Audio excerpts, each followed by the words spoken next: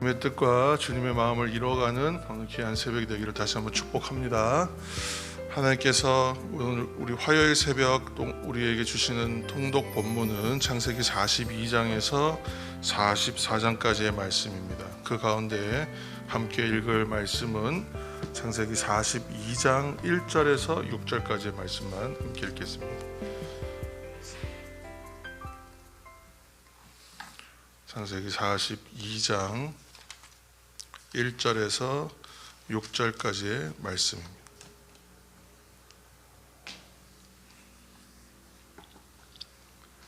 창세기 42장 1절에서 6절까지의 말씀 우리가 함께 합독하겠습니다. 42장 1절. 그때에 야곱이 애굽에 곡식이 있음을 보고 아들들에게 이르되 너희는 어찌하여 서로 바라보고만 있느냐. 야곱이 또 이르되 내가 들은즉 저 애굽에 곡식이 있다 하니 너희는 그리로 가서 거기서 우리를 위하여 사오라. 그러면 우리가 살고 죽지 아니하리라 하매 요셉의 형 10사람이 애굽에서 곡식을 사려고 내려갔으나 야곱이 요셉의 아우 베냐민은 그의 형들과 함께 보내지 아니하였으니 이는 그의 생각에 재난이 그에게 미칠까 두려워함이었더라. 이스라엘의 아들들이 양식 사러 간 자 중에 있으니 가나안 땅에 기근이 있음이라.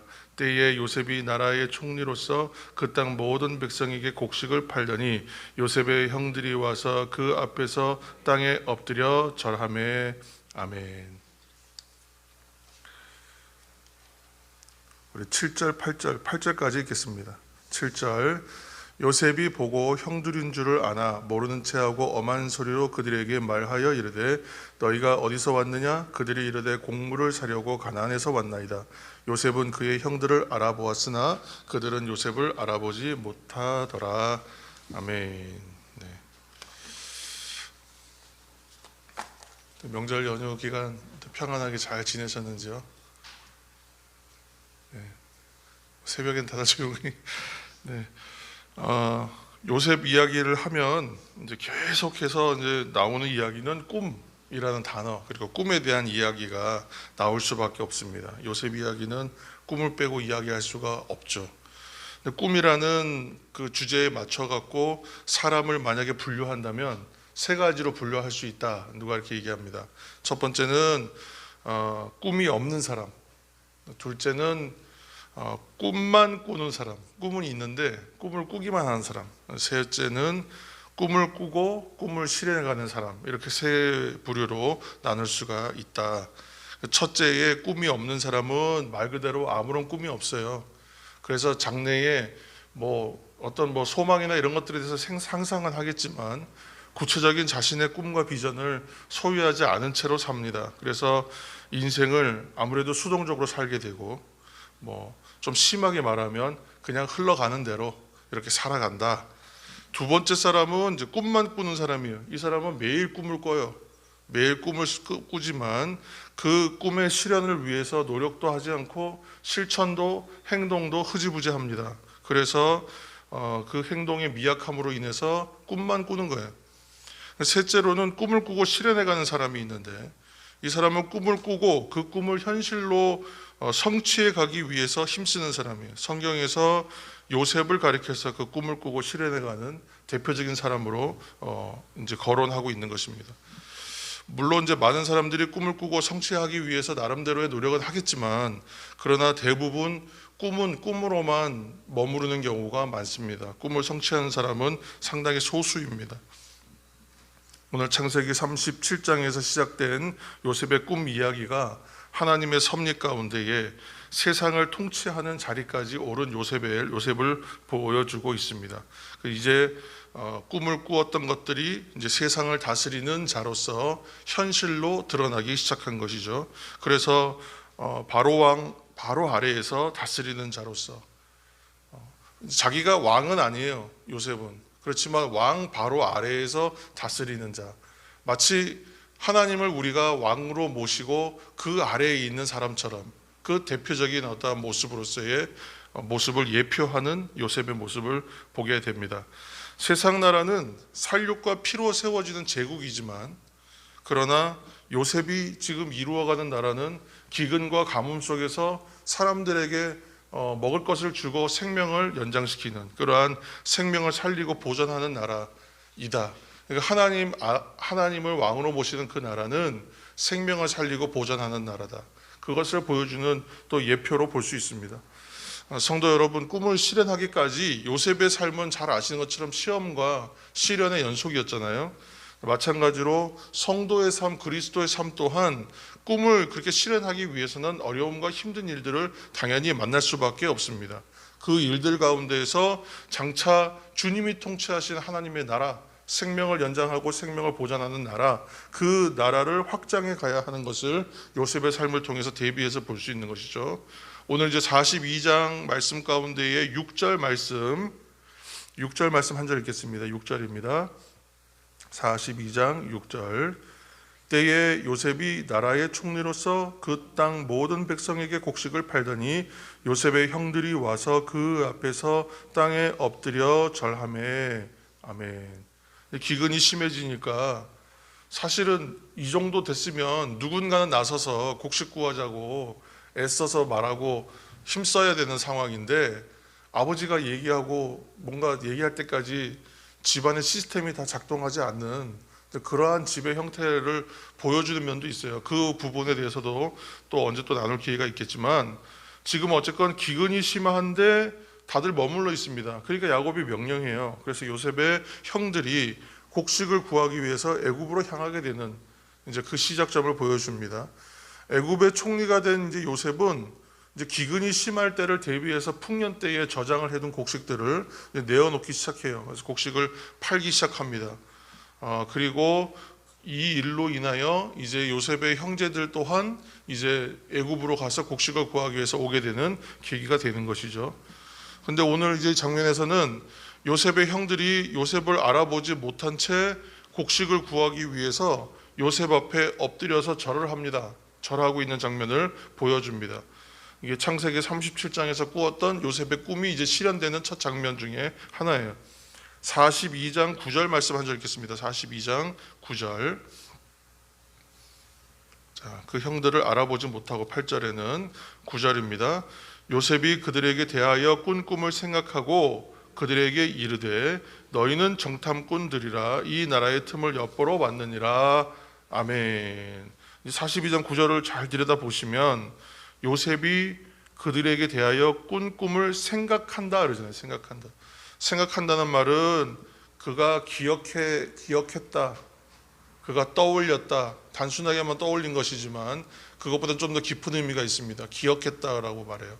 성경에서 기억하다라는 단어, 이제 자카르라는 단어를 쓰는데, 기억한다는 뜻을 아무 곳에나 그냥 사용하는 것이 아니라 하나님의 구원 또는 하나님의 언약, 하나님의 어떤 약속하신 것에 대한 성취, 그런 장면에서 여호와께서 기억하셨다, 그렇게 표현하거든요. 그래서 성경에 무언가를 생각하였다, 기억하였다는 표현들 가운데 자카르라는 단어 쓴 부분은 하나님의 뜻이 이루어지는 자리, 하나님의 뜻이 이루어지는 자리. 그렇기 때문에 우리가 하나님의 뜻을 소중하게 여겨서 나의 뜻으로 저장하고, 그렇죠? 간직하고 그 꿈을 향하여, 그 뜻을 향하여 이루기 위하여 힘쓰고 애썼을 때에 하나님이 기억하시고 그것을 우리로 하여금 생각나게 하시고 생각하게 하셔서 그 뜻이 이루어지는 자리, 그 자리가 지금 오늘 이 한 장면인 거예요. 형제들과 첫 대면하는 이 장면은요, 대조적인 장면이죠. 대조적인 장면.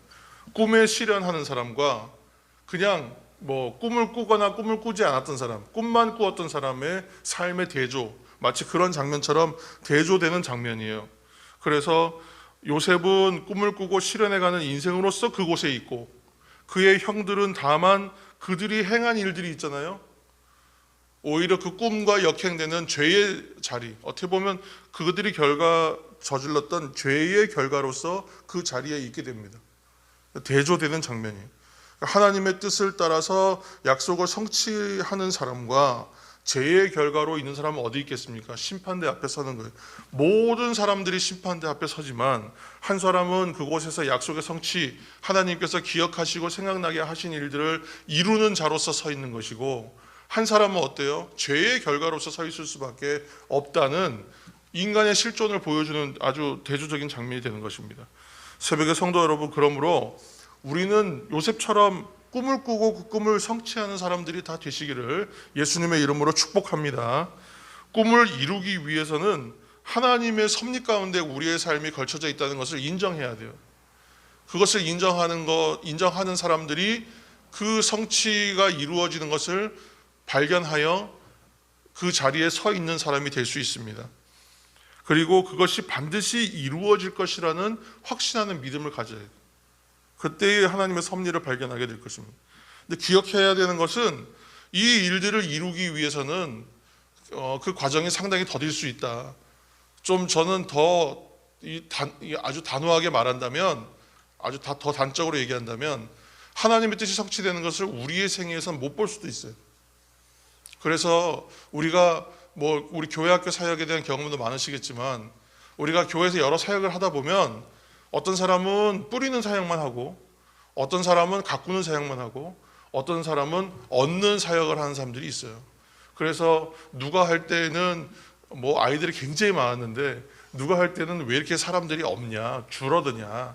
그러나 그 일들은 사람의 능력과 열심의 문제일 수도 있지만 대체로 그것을 그렇게 볼 것이 아니라 하나님의 섭리로 바라볼 때에는 어떤 사람은 뿌리는 사역에 집중하는 시기이기 때문에 뿌릴 수밖에 없어요. 아이들이 줄지라도 뿌려요, 성실하게. 그리고 그 시기가 1년, 2년, 3년 지나고 나면 아이들이 늘기 시작하고, 교회 학교를 보면요, 그리고 나서 어느 날 보면 폭발합니다. 그랬다가 다시 줄어요. 근데 교회의 그 사역들이 굉장히 그런 일종의 흥망성쇠라고 말하면 그렇지만 그런 업앤다운이 항상 있기 마련입니다. 그것처럼 비록 내 삶의 자리에서 일어나는 일들이 하나님의 성취와는 멀어 보이고 더뎌 보일지라도, 지금 내 눈앞에 뭔가 명확하게 선명하게 보이는 변화가 나타나지 않을지라도 어떻게 해야 되겠습니까? 결국은 성취될 것이라고 믿는 거예요. 이게 하나님의 뜻이라면 이루어질 것이다. 하나님의 섭리 가운데 반드시 성취하게 하시는 날이 올 것이다 생각하시면서, 그때에 부끄럽지 않으려면 어떻게 돼요? 그때에 부끄럽지 않으려면 지금 내 삶에 최선을 다할 수밖에 없는, 나는 오늘도 묵묵히 씨를 뿌린다, 나는 묵묵히 오늘도 열매를 위하여 심는다 라고 하면서 우리의 최선을 다해 가야겠죠. 대표적 인물 요셉을 계속 보여주고 있습니다. 하나님의 뜻을 따라서 그 뜻을 품고 나의 꿈으로 생각하여 기억하면서 품고 최선을 다했을 때에 결국 하나님의 때가 이릅니다. 열매를 얻고 결실하는 시기, 또 뭔가 결말이 이루어지는 시기, 성취의 시기를 맞이해요. 그러니까 더 큰 성취는 아직 요셉의 세대에는 이루어지지 않겠지만 요셉이 볼 수 있는 최소한의 성취는 하나님께서 보여주시는 것 같아요. 그러니까 때가 되니까 어떻게 돼요? 내가 문제를 풀려고, 이전에 있었던 관계를 해결하려고 애쓰지 않았어요. 다만 하나님의 뜻을 따라 열심히 살았을 뿐이에요. 그랬더니 형제들이 제 발로 찾아옵니다. 부르지 않았어요. 깨어진 관계가 회복되려니까, 하나님께서 또 그 가족을 구원하시려니까, 또 하나님께서 그 민족을 장차 구원하시려니까 하나님의 계획을 성취를 위해서 오늘 이 마중물과 같은 대조적인 장면들을 만들어 주시는 거예요. 결코 이 일이 우연이 아니라는 것입니다. 반드시 이루실 하나님의 어떤 섭리 가운데에 우리의 인생이 있구나라고 생각하게 하는 장면입니다. 요셉의 형들을 다시 한번 묵상해 보시기 바랍니다. 인생에 그렇다면 우리가 많은 일들을 해 나가는데 인생에 참 후회가 많습니다. 그러나 후회는 후회일 뿐이에요. 인생에 후회할 일, 인생에서 부끄러워해야 할 일 하지 않아야 되는 것이죠. 그리고 우리가 최선을 다해서 한 일에 대해서는 후회가 없어야 돼요. 그래서 최선을 다하는 거예요. 나의 최선을 다했는데 결과가 좋지 않아요? 그것은 상관이 없어요. 나는 나의 최선을 다했기 때문에 후회가 없어요. 그러면 그 인생이 하나님의 뜻 가운데 나아가는 인생의 방향이 아니겠습니까? 모든 것을 합력하여 선을 이루시는 하나님의 섭리 가운데 꿈을 꾸고 꿈을 이루는 사람, 뜻을 잘 분별해서 하나님의 뜻을 오직 믿음으로 순종하면서 결국은 때가 이름에 때가 참에 이루게 하시는 하나님, 그 은혜의 성취를 바라보시는 저와 여러분, 우리 교회와 성도 다 되시기를 예수님의 이름으로 축원합니다.